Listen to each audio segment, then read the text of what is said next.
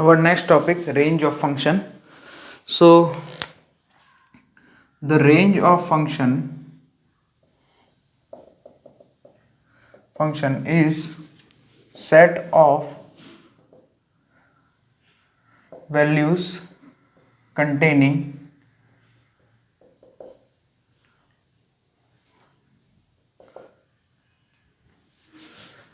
the range of function is set of values containing set of obtained all obtained values, set containing ऐसे लिखना, set containing all obtained values of variable y, set containing all obtained values of variable y. Variable y बोले तो जो dependent variable y is equal to F of X में, जो अब y is equal to F of X है तो उसमें आप x इनपुट वेरिएबल जो है डोमेन में से जो लाते हो तो आपको जो आउटपुट मिलता है उसको उससे जो सेट बनता है आउटपुट, और है ना आउटपुट वैल्यूज जो मिलती है y वेरिएबल की, उससे जो सेट बनता है उसको रेंज बोला जाता है। या ग्राफिकली बोला जाए तो ग्राफ जो है वाई एक्सिस पे उसका प्रोजेक्शन लेने पे जितना इंटरवल जो है कवर करता है उस इंटरवल को रेंज बोलते हैं, या उस सेट को, है ना, इंटरवल मतलब सेट होता है उसको रेंज बोलते हैं। ठीक है, तो ये एक छोटा सा डेफिनेशन हो गया। अब यहाँ पे range of different functions, range of, जैसे कि हमने ग्राफ में सिखाया ही आपको, तो वो एलिमेंट्री फंक्शंस के पहले रेंज थोड़े बहुत लिख लेते हैं। रेंज ऑफ डिफरेंट फंक्शंस, सबसे पहले आर क्लब है, उसमें फर्स्ट 10x हो गया, cot x हो गया, ये सब आर क्लब में आएंगे। log x हो गया, ठीक है। दूसरा आपका क्या रहेगा, x raise to 2m+1, odd power, है ना, पॉलिनोमियल लेकिन ऑड पावर वाला। फिर उसके बाद क्यूब रूट एक्स हो गया, मतलब ऑड रूट ऑफ एक्स हो गया, ये सब आएंगे, ठीक है। और इसके अलावा बस फेयर इनफ, ऑड डिग्री वाले पॉलिनोमियल आएंगे। पॉलिनोमियल में क्या ऑड डिग्री वाले आएंगे, बस ये सब आर क्लब के रहेंगे, इसके अलावा और कुछ नहीं आएगा। आर क्लब मतलब इन सब का रेंज जो है, इन सभी का जो है वो रेंज कितना होगा, range is equal to R. ये सब आर क्लब के फंक्शन हो जाएंगे। डोमेन में भी आर क्लब लिखाया था मैंने आपको, तो उसी तरह से यहाँ पे।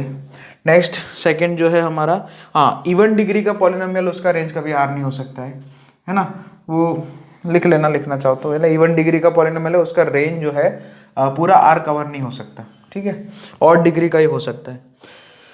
नेक्स्ट ट्रिग्नोमेट्रिक फंक्शंस, सिंपल है, इवन डिग्री में कभी नेगेटिव आउटपुट तो मिलेगा नहीं है। उसका रीज़न क्या है कि इवन डिग्री का पॉलिनोमियल होगा कोई भी तो उसमें नेगेटिव आउटपुट होने का कोई चांस ही नहीं है। आपको इतना तो समझ में आता ही है। मतलब ऐसे डायरेक्ट इवन डिग्री का पॉलिनोमियल से y is equal to X square हो गया, फिर x रेज टू 4 है, तो इसमें नेगेटिव पावर होने, नेगेटिव आउटपुट इसमें तो मिलेगा ही नहीं। हालांकि दूसरा कुछ है, मान लिया, अब यहाँ पे ये रीज़न क्या है कि इवन डिग्री के पॉलिनोमियल में आपका जो है, जैसे कि ग्राफ ऐसे नीचे से स्टार्ट होता है।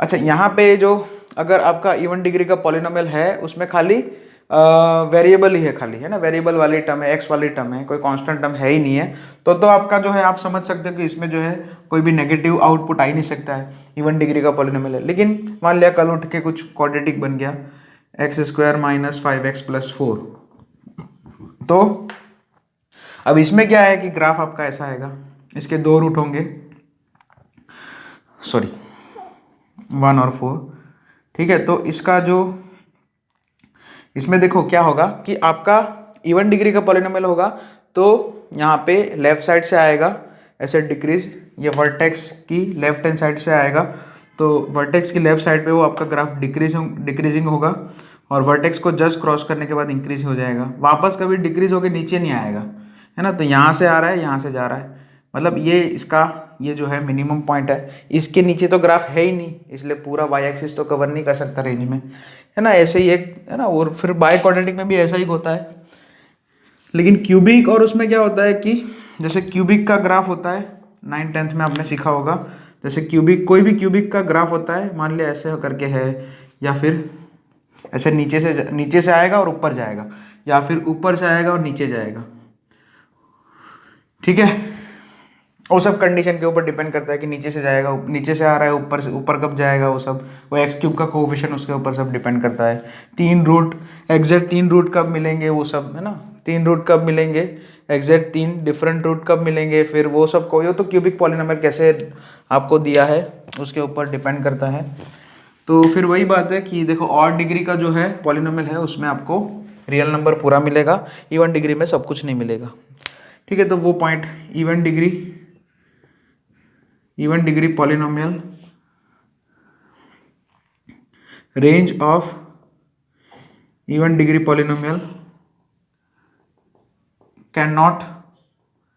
कांट बी आर, मतलब पूरा रियल नंबर नहीं हो सकता। नेक्स्ट ट्रिग्नोमेट्रिक,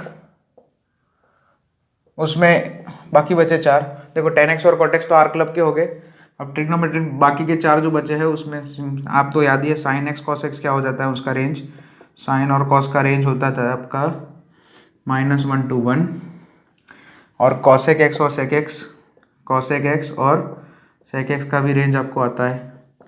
cosec x और sec x क्या होता है, माइनस इन्फिनिटी से -1 यूनियन 1 to इन्फाइनाइट, ये cosec x और sec x हो गया। सो ये इतने हो गए। इसके बाद हम देखेंगे इनवर्स ट्रिग्नोमेट्रिक फंक्शंस, उसका रेंज, जब जितने भी एलिमेंट्री फंक्शन है, जितने भी आपको ग्राफ ड्रॉ कराए थे मैंने, उन सब की रेंज लिख देते हैं, ताकि क्वेश्चन में वो याद करना पड़ेगा आपको। कुछ कुछ क्वेश्चन में एलिमेंट्री फंक्शंस के रेंज जो है याद होने चाहिए, या उसके ग्राफ भी याद होने चाहिए। रेंज में कुछ क्वेश्चंस हम ग्राफिकली भी सॉल्व करेंगे, तो ग्राफ अगर आपके तैयार नहीं है तो पहले वो तैयार करना पड़ेगा।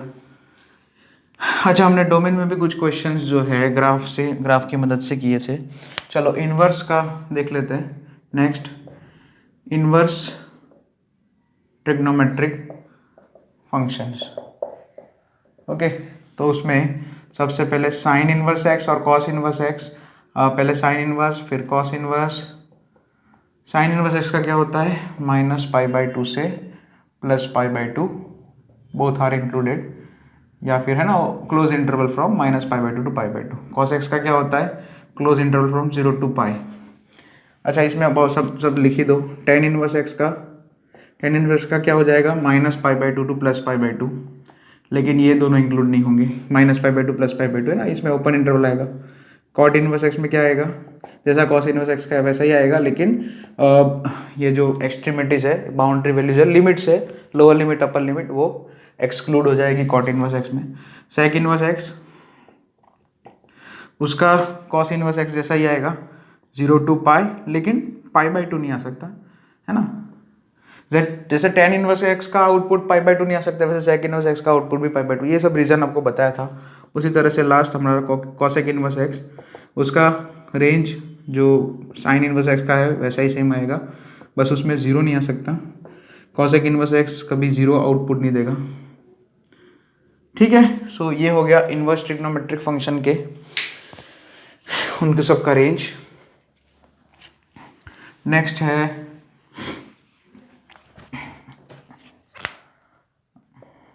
x⁻²m, और दूसरा हो गया इवंथ रूट ऑफ x, ठीक है ना। तो अब इसका रेंज क्या आ जाएगा, 0 to इन्फाइनाइट, इस दोनों का यही आएगा, ठीक है। अच्छा, इसमें डोमेन जो है x इसमें जो डोमेन होगा वही रेंज आ जाएगा, है ना।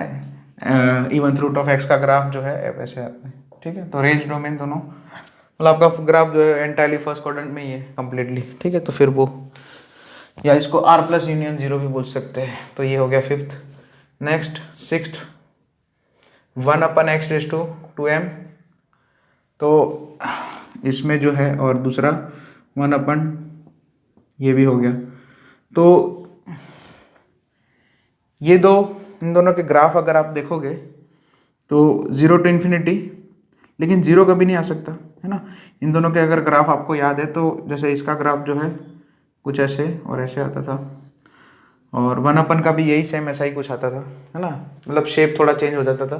तो आपका 0 to इन्फिनिटी है ना, पूरा देखो पॉजिटिव आई एक्सिस है, लेकिन 0 इज नॉट इंक्लूडेड क्योंकि वो तो एजिम्प्टोट बनेगा, इसलिए एक्स एक्सिस एजिम्प्टोट बनेगा इधर।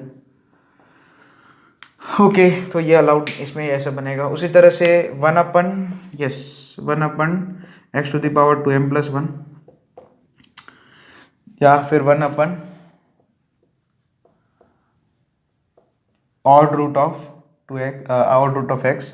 तो इसका रेंज, इसमें देखो 0 नहीं आ सकता, जैसे 1/2x प्लस 1/x³ हो गया, उसका वैल्यू कभी 0 नहीं हो सकता। सो बस वही r-0, यानी कि इसमें सब कुछ रियल नंबर आएगा, लेकिन इसका आउटपुट जो है सब कुछ आएगा, लेकिन 0 नहीं आ सकता। जैसे कि ऑड 1/, ऑड पावर का ग्राफ कुछ ऐसे आता है फर्स्ट क्वाड्रेंट और थर्ड क्वाड्रेंट में।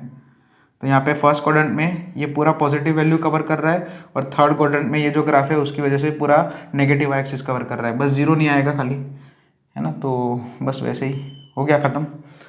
So next, integral part of x, 8th। ये सब एलिमेंट्री फंक्शंस है। इसके ये जो रेंज लिखवा रहा हूँ वो क्वेश्चन, बड़े बड़े क्वेश्चंस में कभी कोई छोटे स्टेप में काम आएगा, आपको याद करना पड़ेगा। नेक्स्ट 7th था ना, अभी 8th, integral part of x, और दूसरा इसके साथ ही लिख देते फ्रैक्शनल पार्ट ऑफ एक्स, और एक और लिख देते signum function, signum of x. अच्छा, इसका जो रेंज है वो क्या होता है, ये हमेशा इंटीजर ही आउटपुट देता है ना, पता है ना आपको। Fractional part, integral part of x जो है हमेशा इंटीजर ही आउटपुट में इंटीजर ही देता है, तो रेंज में क्या आएगा, इंटीजर। फ्रैक्शनल पार्ट का वैल्यू 0 लेस देन और इक्वल टू, मतलब 0 और 1 के बीच में 0 इंक्लूडेड होता है। तो इसका रेंज क्या आ जाएगा, क्लोज ओपन फ्रॉम 0 to 1। सही है। सिग्नम में 3 ही आउटपुट आते हैं, -1, 0 और 1। अगर x ग्रेटर देन 0 है तो सिग्नम ऑफ x 1 हो जाता है, x लेस देन 0 तो सिग्नम ऑफ x -1 होता है, x is equal to 0 signum of x 0 होता है ना। और तो कोई बस एलिमेंट्री में इतने बहुत हो गया। एक और रह गया, यस, एक x + 1/x, x + 1/x का ग्राफ बनाया था, या फिर इसमें 2 केस बना देते हैं। x + 1/x जो है उसके लिए f(x) करके लिख दो, लिखना हो तो f(x) इज इक्वल टू क्या होता है, x + 1/x मान लिया, लिखा है। So if x greater than 0, x अगर 0 से ज़्यादा है, 0 तो पुट नहीं कर सकते, x अगर x का वैल्यू अगर 0 या 0 से ज़्यादा है, सॉरी, सो x + 1/x का वैल्यू जो है 2 या उससे ज़्यादा आएगा, ये हमें पता है। और अगर x लेस देन 0 है, AMGM इनइक्वालिटी से भी कर सकते हैं ये प्रूफ, कि x और 1/x है ना, x पॉजिटिव है इसलिए AMGM इनइक्वालिटी लगा दो। So x + 1/x divided by 2, x और 1/x पे AMGM इनइक्वालिटी लगा दी, AM इज ग्रेटर देन और इक्वल टू GM कर दिया। वैसे तो AMGM इनइक्वालिटी एक पूरा मेथड ही है इसमें रेंज निकालने के लिए, जो कि आई होप 7th वाला है, 6th या 7th वाला है, ठीक है। सो यहाँ पे AM मतलब जैसे ये A हो गया, ये स्मॉल b हो गया, है ना, स्मॉल b, तो क्या होता है AMGM, AM क्या होता है a + b/2, यानी कि x + 1/x डिवाइडेड बाई 2, और GM क्या होता है, दोनों का प्रोडक्ट और फिर square root. So x + 1/x/2 greater than equal to, हाँ, √(x) × 1/x, x कैंसिल हो जाएगा, √1 1 हो जाएगा, और ये 2 को उधर भेज दो। So x + 1/x should be greater than equal to 2। Prove हो गया। अगर x लेस देन 0 है तो x + 1/x, क्योंकि x नेगेटिव हो गया सो -2 से कम हो जाएगा, है ना, नेगेटिव साइन से मल्टीप्लाई कर दिया, ऐसा भी हो गया, है ना। आप x ग्रेटर देन 0 होता तो x + 1/x का वैल्यू, हमारा जो फंक्शन है उसका वैल्यू कहाँ से कहाँ तक जाएगा, 2 to इन्फिनिटी, है ना। और अगर x नेगेटिव है तो इसमें यहाँ पे तो x कुछ भी रख सकते हैं ना, x + 1/x में आप x 0 को छोड़ के कुछ भी रख सकते हैं, तो x greater than 0, x less than 0। अगर x पॉजिटिव हुआ तो फंक्शन का वैल्यू कहाँ जाएगा, 2 to इन्फिनिटी। और अगर x नेगेटिव इसमें इनपुट रख रहे हो तो आपका आउटपुट जो है, वैसे भी आप ग्राफ अगर याद करोगे तो आपको पता ही है, कुछ ऐसे होता है, यहाँ पे कुछ ऐसे होता है,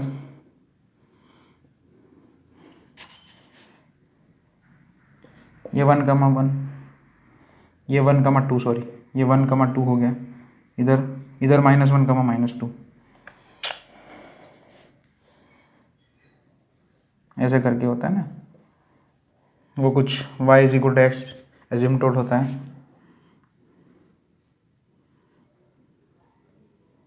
ओके, तो बस वही है कि इसमें रेंज क्या बनेगा। ये इतना परफेक्ट स्केच नहीं बना है, लेकिन कोई बात नहीं, मैंने पहले करा चुका हूँ। ये इसका ग्राफ अच्छे से आपको दिखाया मैंने, अच्छे से बड़ा ग्राफ आपको मैंने, यहाँ पे छोटी जगह में इतना अच्छा नहीं बना, कोई बात नहीं, लेकिन आपको याद होना चाहिए। सो रेंज ऑफ फंक्शन क्या हो जाएगा, -∞ से -2 यूनियन 2 टू इन्फिनिटी, -2 और 2 दोनों इंक्लूड होंगे। ग्राफ आप जो है अपनी नोटबुक में देख लेना, या फिर मेरे प्रीवियस लेक्चर्स में भी आपको एलिमेंट्री ग्राफ में ये कहीं मिलेगा, x+1, एक स्पेशल ग्राफ है, ठीक है। बस फेयर इनफ, ये जो हो गया एलिमेंट्री फंक्शंस की रेंज मैंने लिखवा दिया, जैसे डोमेन में भी लिखवाया था। अब मेथड्स ऑफ फाइंडिंग रेंज, उसमें फर्स्ट वाला देखते हैं, एलिमेंट्री मैनिपुलेशन, ठीक है। तो उसके लिए थोड़ा इनइक्वालिटी का याद करना पड़ेगा, जो बेसिक इनइक्वालिटी के कुछ नियम थे वो वापस मैं लिखा रहा हूँ, जो कि हम रेंज निकालने के क्वेश्चन में यूज़ करेंगे। तो मैं फटाफट लिखा, तो जैसे वैसे तो अगर आप 11th में सही से फॉलो किए होंगे मेरे लेक्चर्स पिछले साल, तो वो आप तुरंत ही याद कर लोगे। इनइक्वालिटीज़ के जो बेसिक रूल्स है वो है ना, बेसिक इनइक्वालिटी के रूल्स है।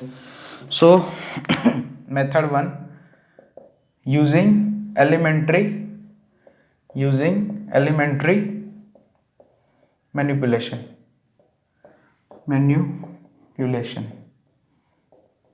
ठीक है, ऐसा करके है मैनिपुलेशन, सॉरी, हाँ।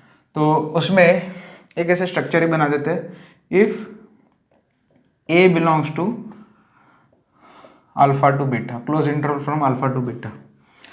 अब यहाँ पे इनइक्वालिटी में जैसे कि यहाँ पे क्या हो गया कि एनीथिंग का जो वैल्यू है वो अल्फा और बीटा के बीच में है, अल्फा बीटा अगर इंक्लूड है तो क्लोज इंटरवल कर दिया, ठीक है। सो इनइक्वालिटी में पूरी इनइक्वालिटी में जो है हम कुछ भी ऐड या सब्ट्रैक्ट कर सकते हैं, सेम नंबर ऐड या सब्ट्रैक्ट कर सकते हैं।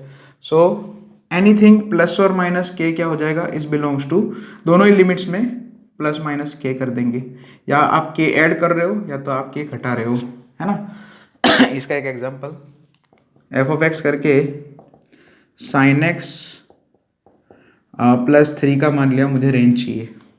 तो यहाँ पे एलिमेंट्री फंक्शन आपका sin x है, तो उसका तो रेंज आपको पता है, याद होना चाहिए। sin x का रेंज क्या है, sin x का रेंज होता है -1 और 1 के बीच में।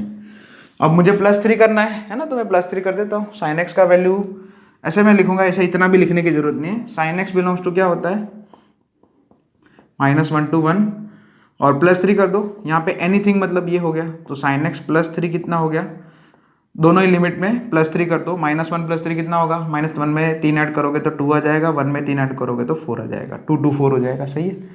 sin x प्लस मतलब इसका रेंज आ गया है ना, रेंज ऑफ फंक्शन कितना हो जाएगा, close interval from 2 to 4। Very simple, एकदम छोटा सा एलिमेंट्री मैनिपुलेशन हो गया। नेक्स्ट, अच्छा कुछ और क्वेश्चन भी देख लेते हैं ताकि आपको, जैसे मान लिया fractional part of x minus कितना लिखा है, कुछ भी लिख दो, -4, चलो ऐसे ही कुछ भी लिख दिया मैंने या फिर -1 करके लिख दो, ठीक है। फ्रैक्शनल पार्ट ऑफ x -1, सबसे पहले फ्रैक्शनल पार्ट ऑफ x क्या क्या होता है, belongs to 0 to 1, close open from 0 to 1। Fractional part का रेंज, ये बेसिक फंक्शन है, एलिमेंट्री फंक्शन। अब -1 करना है, सो दोनों ही लिमिट में से एक एक घटा दो, 0 में से 1 घटाओगे तो -1 आएगा, 1 में से 1 घटा दोगे तो 0 आ जाएगा। सो ये हमारा जो f(x) है, इंटीग्रल पार्ट ऑफ x -1, उसका जो रेंज है -1 to 0 हो जाएगा, क्लोज ओपन फ्रॉम -1 to 0 हो जाएगा, ठीक है। लिख सकते हैं रेंज ऑफ f, यही लिख देना, ठीक है। तो ये एक एलिमेंट्री हो गया, मतलब प्रोडक्ट में भी देख लेते हैं, चलो। जैसे के और के ऐड किया और सब्ट्रैक्ट किया, वैसे हम प्रोडक्ट में भी देख सकते हैं इसको, कि a belongs to alpha to beta है, तो अगर हम k से मल्टीप्लाई करते हैं तो उसमें थोड़ा ध्यान रखना पड़ेगा, दो केस बनेंगे। a बिलोंग्स टू, फिर से तो a belongs to case number 1, अगर k पॉजिटिव ले रहे हो तो ka belongs to K alpha to K beta. अगर आप पॉजिटिव नंबर से मल्टीप्लाई किया जा रहा है एनीथिंग को, तो यहाँ पे ये दोनों लिमिट्स जैसे ओरिजिनल में लिखी है वही जगह पे आएगी, उसी जगह पे आएगी। यानी कि अल्फ़ा पहले है तो के अल्फ़ा पहले आएगा, बीटा बाद में है तो के बीटा बाद में आएगा। क्यों ऐसा? क्योंकि बस सिंपल ये पता है आपको कि इनइक्वालिटी में पॉजिटिव नंबर से मल्टीप्लाई करते इनइक्वालिटी फ्लिप नहीं करना होता है। सिंपल है ना, 3 2 से ज़्यादा है, 3 इज़ ग्रेटर देन 2। अगर मैं 5 से मल्टीप्लाई करता हूँ, दोनों साइड 5 से मल्टीप्लाई करता हूँ, तो लेफ्ट हैंड साइड 15 हो जाएगा, राइट हैंड साइड 10 हो जाएगा। बोलो 15 10 से ज़्यादा ही है। सो नेगेटिव नंबर से मल्टीप्लाई, ये सब बेसिक इनइक्वालिटी जो हमारा बेसिक मैथमेटिक्स था 11th का सबसे पहला चैप्टर, उसमें पढ़ाया था। सो के ए बिलोंग्स टू के अल्फा कमा के बीटा हो जाएगा। केस नंबर 2, इफ के लेस देन 0 देन के ए बिलोंग्स टू। अब यहाँ पे जो है फ्लिप हो जाएगा, यानी कि के बीटा पहले लिखना पड़ेगा और के अल्फा बाद में लिखना पड़ेगा, क्योंकि के नेगेटिव है। क्योंकि नेगेटिव में क्या होता है कि इनइक्वालिटी फ्लिप हो जाता है। नेगेटिव नंबर से मल्टीप्लाई करते हैं ना इनइक्वालिटी को, तो इनइक्वालिटी को फ्लिप करना पड़ता है। सिंपल है ना, 3 ग्रेटर देन 2 है, इसी में अगर मैं नेगेटिव 2 से मल्टीप्लाई करूँ दोनों साइड, तो 3 इंटू -2 और 2 इंटू -2। बताइए 3 इंटू -2 -6 होता है और 2 इंटू -2 -4 होगा। तो -6 बढ़ा कि -4 बढ़ा? -4 बढ़ा। सो इनइक्वालिटी देखो चेंज हो गया, फ्लिप हो गया। पहले ग्रेटर देन था, फिर लेस देन हो गया। इसी तरीके से यहाँ पे भी यही काम होगा, है ना। यहाँ पे अल्फा पहले लिखा है तो के अल्फा अपर लिमिट हो जाएगा, बीटा इधर ओरिजिनल में अपर लिमिट है तो के बीटा लोअर लिमिट हो जाएगा। सिंपल है। 1 जैसे कि मान लिया 1 less than anything less than 5, ठीक है। तो अगर मैं -3 से मल्टीप्लाई करता हूँ, सो -3 और -15। बताओ -3 और -15 में -3 बड़ा होगा ना, सिंपल। तो इनइक्वालिटी फ्लिप हो गया। सो इसको उल्टा करके लिख दो, तो -15 लेस देन इक्वल टू -3 है, लेस देन इक्वल टू -3 हो गया। नेक्स्ट इसका, हाँ इसका एक क्वेश्चन लिख लेते हैं इसके ऊपर, तो इसको नोट डाउन कर लेना। और इसके ऊपर एक छोटा सा क्वेश्चन 3 sin x + 2 करके है f(x). ये सब एलिमेंट्री क्वेश्चंस है ना। ये सब क्वेश्चंस का ये इसलिए करा रहा हूँ कि आपको थोड़ा रूल्स पता चले कि कैसे करते हैं। 3 sin x + 2 का मुझे रेंज निकालना है। तो सबसे पहले एलिमेंट्री फंक्शन sin x है। sin x बिलोंग्स टू क्या होता है? -1 to 1। 3 से मल्टीप्लाई करो, 3 पॉजिटिव नंबर है। सो पॉजिटिव नंबर से मल्टीप्लाई करने पे कोई कुछ चेंज नहीं होगा किसी में। ये -1 का -3, 1 इंटू 3 3, ये -1 लोअर लिमिट, तो -3 और लोअर लिमिट, क्योंकि ये 3 पॉजिटिव नंबर से मल्टीप्लाई करने तो ये करते हैं, तब ये दोनों का प्लेस चेंज नहीं करते हैं।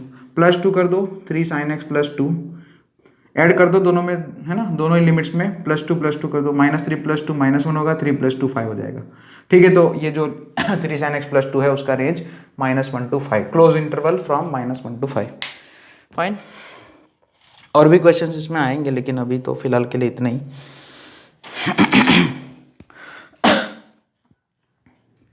Next reciprocal. मान लिया मुझे रेसिप्रोकल करना है, एनीथिंग का वैल्यू जो है अल्फा और बीटा के बीच में है, तो मुझे 1/a की बात करनी है। तब यहाँ पे केसेस बनाने पड़ेंगे 2। सबसे पहला case, if alpha beta are both same sign, are in same sign. Same sign बोले तो दोनों पॉजिटिव, तो एक पॉजिटिव दूसरा भी ना, दोनों पॉजिटिव है तो दोनों नेगेटिव, या इसको क्रूड लैंग्वेज में ऐसे भी बोल सकते हैं कि अल्फा बीटा ग्रेटर, दोनों का प्रोडक्ट पॉजिटिव है मान लिया, तो इसको यही बोलते हैं alpha beta are in same sign. Case number 1। So 1/a का जो वैल्यू है वो 1/अल्फा और 1/बीटा हो जाएगा, ठीक है। सिंपल है। जैसे कि मान लिया एक मिनट, उल्टा सॉरी, अल्फा पहले था ना इधर, ओके।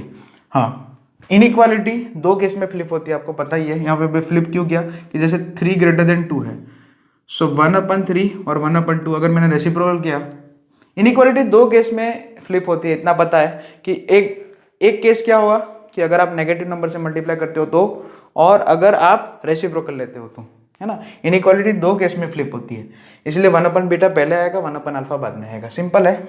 अगर एनीथिंग का वैल्यू 2 और 3 के बीच में है, सो 1/a, 1/2 और 1/3। बोलो बड़ा 1/2 हुआ कि 1/3 हुआ? 1/2 हुआ। सो 1/a का वैल्यू 1/3 और 1/2 के बीच में होगा। 1/3 पहले हो जाएगा ना, 1/3 छोटा हो जाएगा इसलिए। सो 1/a का वैल्यू 1/3 और 1/2 के बीच में होगा। इसी तरह से अगर मान लिया दो नेगेटिव नंबर है, मान लिया -3, सो -3 इसमें पहले आएगा, ठीक है ना। सो -3 a का वैल्यू अगर -3 और -2 के बीच में तो भी यही आएगा। तो इसमें भी वही -1/2 less than equal to 1/a less than equal to -1/3। -1/2 और -1/3 में -1/3 बड़ा होगा, ठीक है ना। नेगेटिव में उल्टा हो जाता है। तो इसलिए बोला alpha beta are in same sign, मतलब बोथ अगर दोनों या तो दोनों पॉजिटिव है या तो दोनों के दोनों नेगेटिव है, तो चुपचाप ये लिख देने का 1/, है ना। अगर a belongs to alpha to beta होता है तो 1/a बिलोंग्स टू क्या हो जाएगा, क्लोज इंटरवल फ्रॉम 1/बीटा टू 1/अल्फा। सो राइट, ये केस नंबर 1 हुआ। अभी तो केस नंबर 1 आसान है, केस नंबर 2 इतना आसान नहीं है कि alpha beta are in opposite sign अगर है तो थोड़ा सा दिमाग खर्च करना पड़ेगा, ठीक है। तो ऑपोजिट साइन की बात है अगर, तो थोड़ा सा काम करना पड़ेगा इसमें। तो सिंपल, अगर ऑपोजिट साइन है तो अल्फा नेगेटिव होगा, बीटा पॉजिटिव होगा। सिंपल सी बात है ना, अल्फा तो बीटा से कम ही होगा, है ना। So alpha beta less than 0, तो इसमें ऑफकोर्स अल्फा जो है बीटा से हमेशा कम ही रहेगा, और वैसे भी कम ही रहता है। या फिर ऐसा बोल दूं मैं कि इसमें अल्फा ही नेगेटिव होगा, बीटा पॉजिटिव ही होगा। ऑपोजिट साइन है ना, तो एक नेगेटिव होगा दूसरा पॉजिटिव होगा, और बीटा तो अपर लिमिट है, अल्फा तो लोअर लिमिट है, तो लोअर लिमिट होगा वही छोटा होगा ना। सो नेगेटिव वैल्यू छोटा होता है, simple. So alpha less than 0 होगा, ये अपने आप इसमें ये एक ही केस बनेगा कि alpha less than 0, beta greater than 0। Alpha beta greater than, तो अल्फा तो दो सभी में होगा, ये तो कि आपने इंटरवल ही ऐसा लिखा है, तो बीटा तो वैसे ही अपर लिमिट है। लेकिन इसमें एक ही केस बन सकता है कि अल्फा जो है लेस देन 0 ही होगा अगर दोनों अपोजिट साइन के हैं। तो इसको एक पहले फॉर्मूला लिखने से पहले एक क्वेश्चन से समझाना पड़ेगा मुझे कि एनीथिंग का वैल्यू अगर -2 to 5 के बीच में है, तो अगर मैं 1/a का वैल्यू ऐसे लिख देता हूँ, है ना, बिना दिमाग लगाए, कुछ भी सोचे बिना, जो है पहले वाले का ही जो फर्स्ट केस जो था उसी का फॉर्मूला अप्लाई करके ऐसे लिख देता हूँ, ये तो गलत ही है ना भाई। 1/5 से -1/2, लोअर लिमिट 1/5, अपर लिमिट -1, ये कभी ये सब थोड़ी होता है ना। ये तो लिखना वाजिब है ही नहीं भाई, है ना। ये गलत ही है, अपर लिमिट नेगेटिव, ऐसा नहीं हो सकता। Lower limit positive, lower limit छोटा, अपर लिमिट बड़ा, तो ये तो गलत है। मतलब कुछ फॉर्मूला में कुछ चेंज करना पड़ेगा या फिर कॉन्सेप्ट में चेंज करना पड़ेगा। तो जब आपका जो इंटरवल है वो नेगेटिव टू पॉजिटिव है तो बीच में कहीं 0 आएगा, ठीक है ना। अगर आपका जो इंटरवल में है, इंटरवल जो है उसमें लोअर लिमिट नेगेटिव है, अपर लिमिट मान लिया पॉजिटिव है, तो बीच में अगर बीच में कहीं 0 आएगा, बीच में मतलब एग्जैक्ट बीच में कहीं 0 आएगा, ठीक है।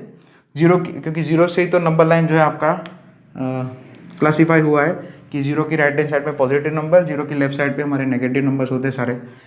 तो आप क्या करो, ये जो इंटरवल है ऐसा काम नहीं कर सकते, तो इसको तो हटा दो। तो काम क्या करेंगे, ये जो इंटरवल दिया है ना उसको 0 के रिस्पेक्ट में ब्रेक कर दो सीधा, है ना। इसको 2 इंटरवल में ब्रेक करो, -2 to 0 ऐसा लिख दिया,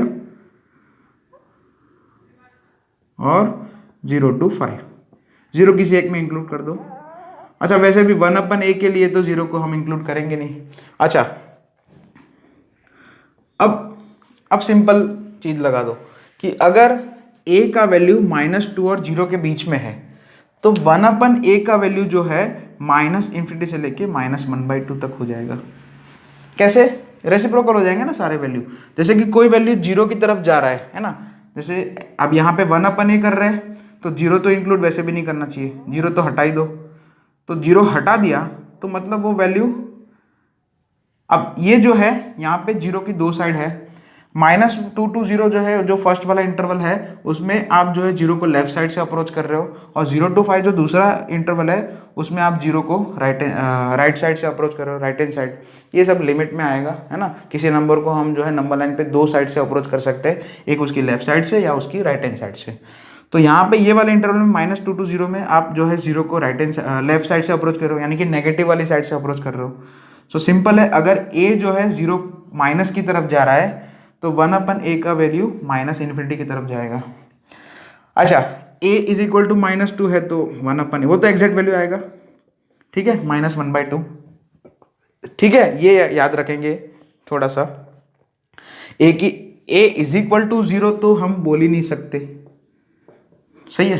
ए इज इक्वल टू जीरो, तो हम बोलेंगे ए नॉट इक्वल टू जीरो तो रहेगा ही, लेकिन ए जो है हम जीरो की तरफ अप्रोच करा सकते हैं, है ना, ए जीरो की तरफ जो है अप्रोच, क्योंकि मुझे 1/a चाहिए, 1/a में ए डिनोमीटर में जीरो, तो exact zero is equal to zero तो हम रख नहीं सकते, है ना, ए इक्वल टू जीरो और A tends to zero, zero minus या जीरो प्लस, है ना, ये तीनों में अंतर है। A tends to zero minus मतलब आप जो है जीरो को लेफ्ट साइड से अप्रोच कर रहे हो, और A tends to zero plus मतलब आप जीरो को उसकी राइट हैंड साइड से अप्रोच कर रहे हो, पॉजिटिव वाली साइड से, है ना। आएगा लिमिट में left hand side limit, right hand side limit, है ना, LHL और RHL। सो बस यही हो गया कि 1/a ये इंटरवल का काम हो गया कि -2 to 0 है ए, तो 1/a क्या हो जाएगा -∞ to -1/2, -∞ यहाँ पे लिखना पड़ेगा, सिंपल है ना। उसी तरह से अगर ए आप सॉरी जीरो को जो है आप राइट हैंड साइड से, यानी कि ए टेंस टू अगर जीरो प्लस है तो 1/a टेंस टू इन्फिनिटी, और प्लस लिखते नहीं है ना, इन्फिनिटी मतलब पॉजिटिव साइड वाला, है ना, पॉजिटिव साइड।